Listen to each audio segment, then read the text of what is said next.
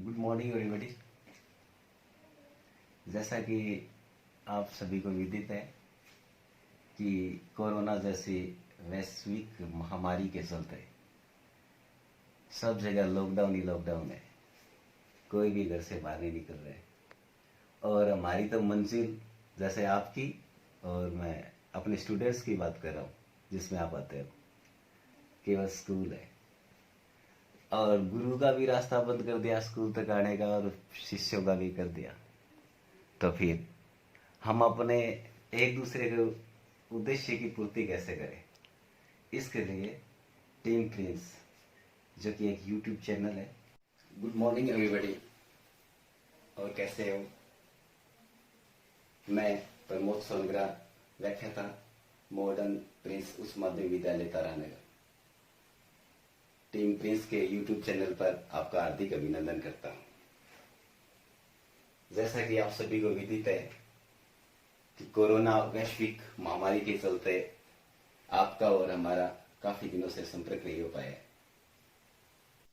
लेकिन विद्यालय परिवार को आपकी पढ़ाई की चिंता होने के कारण उन्होंने निश्चय किया तो आप लोगों की पढ़ाई में किसी भी प्रकार का व्यवधान न हो, इसलिए टीम प्रिंस ने तय किया कि क्यों न हम अपने बच्चों को हर ऑनलाइन हो रहे व्यवधान को किसी भी प्रकार से रोक दें। आपसे रूबरू होने का मौका मिला, इसलिए सबसे पहले तो मैं आप सभी का हार्दिक अभिनंदन करता हूं एक बार फिर से कि आप टीम प्रिंस द्वारा संचालित यूट्यूब चैनल के माध्यम से घर पर ही विद्यालय जैसा वातावरण प्राप्त कर सकेंगे। आज हम जो टॉपिक पढ़ने जा रहे हैं वो कक्षा 12 के विद्यार्थियों के लिए अनिवार्य हिंदी के अंतर्गत व्याकरण, भाषा और लिपि से संबंधित 2 प्रश्न किए जाएंगे, जिनके अंक 1+1 निर्धारित किए गए हैं और उत्तर सीमा 20 से 30 शब्द रखी गई है। तो शुरू करते हैं। सबसे पहले व्याकरण है क्या? जैसा कि मैंने यहाँ पे लिखा है व्याकरण। व्याकरण शब्द 2 शब्दों के मेल से मिलकर बना है, वी प्लस आकरण। वी का मतलब होता है विशेष रूप से, और आकलन का मतलब होता है आकलन करना, विशेष रूप से आकलन करना। लेकिन आकलन किसका करना? उन नियमों का जिनके द्वारा हमें किसी भी भाषा को शुद्ध रूप से बोलना, लिखना एवं पढ़ना आता है। अतः हम संक्षिप्त रूप से कह सकते हैं कि व्याकरण उन नियमों को कहते हैं जिनके द्वारा हमें किसी भी भाषा को शुद्ध रूप से बोलना, लिखना एवं पढ़ना आता है। विश्व की कौन सी भी भाषा हो, चाहे वो अंग्रेजी हो, चाहे वो संस्कृत हो, चाहे वो ब्रिटिश हो, चाहे वो फ्रेंच हो, किसी भी भाषा को शुद्ध रूप से बोलने, लिखने एवं पढ़ने के लिए हमें सबसे पहले व्याकरण की आवश्यकता होती है। अब दूसरी परिभाषा देखें तो जो विद्या भाषा की व्याक्रिया अर्थात उसका विश्लेषण करती है उसे व्याकरण कहते हैं। अब प्रश्न यह बनता है कि व्याकरण भाषा का विश्लेषण कैसे करती है? व्याकरण भाषा का विस्तृत रूप से अध्ययन करना किस प्रकार से सिखाती है? जिस प्रकार एक भवन का निर्माण करने के लिए हमें अनेक प्रकार के कच्चे माल की आवश्यकता होती है, जैसे ईंट, चूना, पत्थर, जल इत्यादि, उसी प्रकार व्याकरण रूपी भवन को भी तैयार करने के लिए हमें अनेक प्रकार के नियमों की आवश्यकता होती है। उन नियमों का गहन अध्ययन करके ही हम एक भाषा को शुद्ध रूप से बोलना, लिखना एवं पढ़ना जान सकते हैं। तो ध्वनि से लेकर वाक्य तक, कहां से लेकर? ध्वनि से लेकर। भाषा की सबसे संक्षिप्ततम इकाई है वो ध्वनि है, और भाषा की सबसे बड़ी शुद्ध एवं सार्थक इकाई है वो है वाक्य। तो ध्वनि से लेकर वाक्य तक फैली हुई भाषा के ध्वनि, शब्द, पदांश, पद, वाक्यांश और वाक्य तक की विभिन्न संरचनाएं हैं। व्याकरण इन सब का विवेचन करती है और ये संरचनाएं अर्थ की अभिव्यक्ति में जो जो भूमिकाएं निभाती हैं इनका विश्लेषण करती है। अतः हम कह सकते हैं कि व्याकरण भाषा का विश्लेषण करती है, क्योंकि भाषा की सबसे छोटी इकाई है ध्वनि, उससे बड़ी है शब्द, और उसके बाद है शब्द से ही निर्माण होता है पद का, और फिर है वाक्य।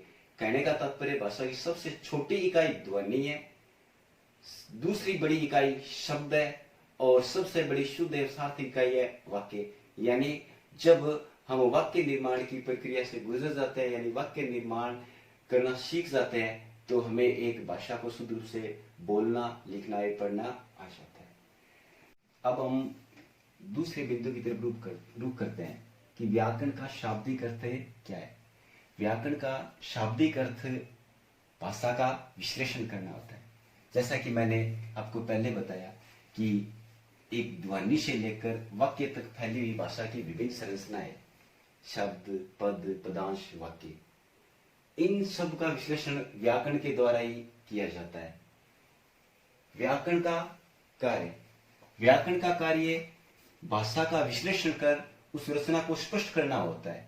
यानी ध्वनि से लेकर वाक्य निर्माण तक की जो प्रक्रिया है उसको विस्तृत रूप से समझाने का कार्य व्याकरण ही करते हैं। अब हम रुक करते हैं कि इस व्याकरण की क्या आवश्यकता है, व्याकरण की आवश्यकता क्यों हुई। भाषा का सही स्वरूप का निर्धारण व्याकरण के द्वारा ही किया जाता है कि भाषा के माध्यम से मानव अपने मन के भावों को एक दूसरे के समक्ष प्रकट करता है। इसके लिए शब्द रचना, पद रचना, वाक्य रचना आदि के निश्चित नियम है, अन्यथा सभी अलग अलग तरह की भाषा का प्रयोग करने लगेंगे और एक भाषा का सही स्वरूप का निर्धारण नहीं हो सकेगा। इसलिए हमें सबसे पहले व्याकरण की आवश्यकता हुई। दूसरा, व्याकरण भाषा का विश्लेषण कर रचना को स्पष्ट करता है। व्याकरण के द्वारा ही भाषा का विश्लेषण किया जाता है। वाक्य संरचना हेतु वाक्य रचना के सभी नियमों का अध्ययन किया जाता है। भाषा के शुद्ध व सार्थक स्वरूप का निर्धारण करने के लिए व्याकरण की आवश्यकता होती है। अब हम अगले बिंदु की तरफ रुख करते हैं, व्याकरण के अंग। जैसा कि आपको पता है कि व्याकरण भाषा में प्रयुक्त इकाइयों का विवेचन करती है। अभी कौन कौन सी इकाइयां हैं जिनका व्याकरण के द्वारा विवेचन किया जाता है। विवेचन का तात्पर्य होता है तर्क संगत निर्णय करना, विवेचना करना। भाषा की मूल ध्वनियों के लिखित चिन्हों को वर्ण कहते हैं। वर्णों के मेल से शब्द व पद बनते हैं और शब्द और पद के द्वारा ही वाक्य का निर्माण होता है।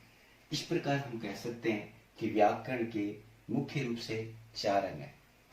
एक बात ध्यान देने योग्य यह है कि बच्चों, भाषा के अगर अंगों के बारे में परीक्षा में प्रश्न किया जाए तो आपको केवल उत्तर में वर्ण, शब्द, पद और वाक्य ही लिखना होता है, न कि वर्ण विचार, शब्द विचार, पद विचार और वाक्य विचार। क्यों?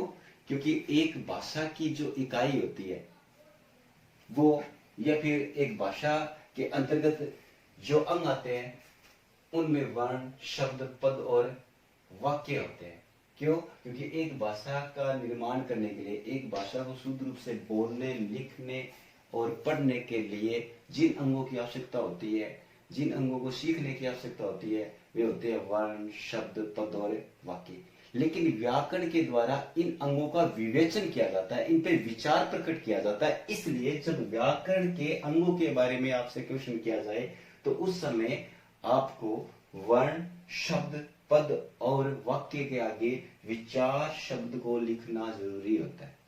इसलिए ये ध्यान में रखना कि जब आपसे इस प्रकार से क्वेश्चन किया जाए कि व्याकरण भाषा की कौन कौन सी इकाइयों का विवेचन करती है या फिर व्याकरण के कौन कौन से अंग होते हैं, तो आपको उत्तर में वर्ण विचार, शब्द विचार, पद विचार और वाक्य विचार लिखना होगा।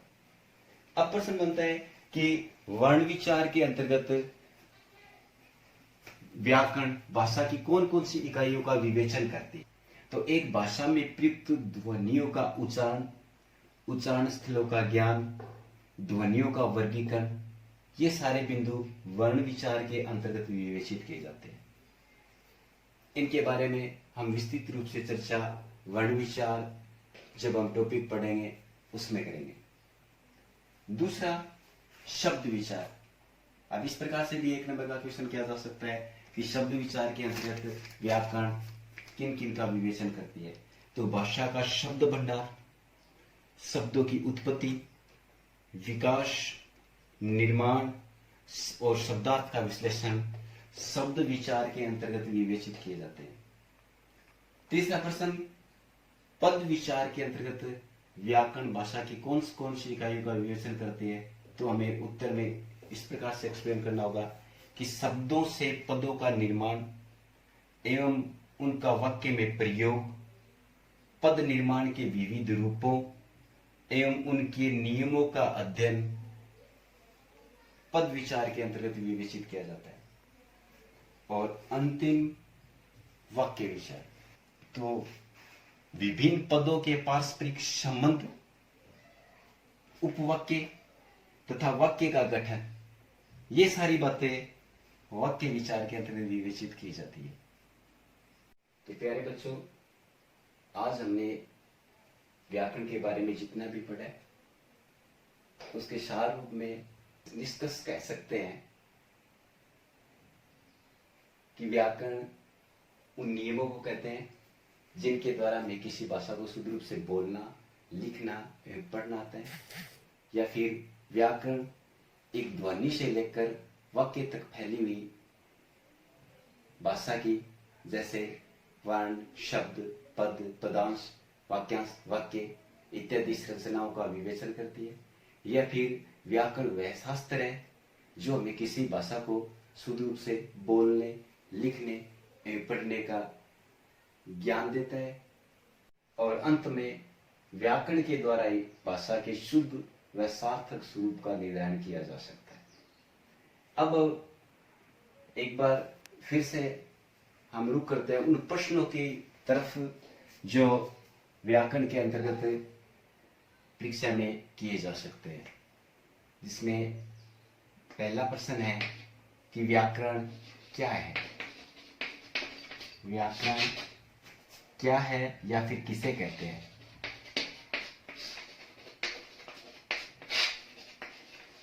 किसे कहते हैं। दूसरा क्वेश्चन, व्याकरण का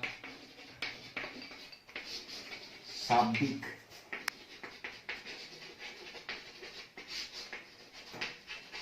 अर्थ क्या है। तीसरा प्रश्न, व्याकरण का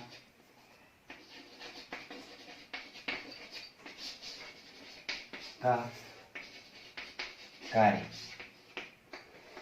चौथा प्रश्न, व्याकरण की आवश्यकता।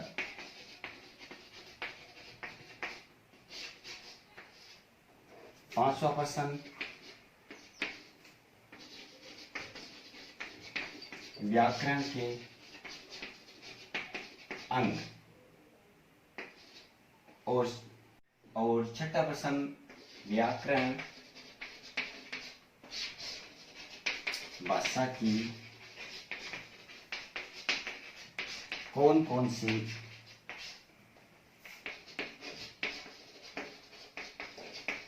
इकाइयों का विवेचन करता है। तो इस प्रकार व्याकरण के अंतर्गत अगर आपसे कोई एक क्वेश्चन किया जाएगा तो इन्हीं प्रश्नों में से ही किया जाएगा। धन्यवाद।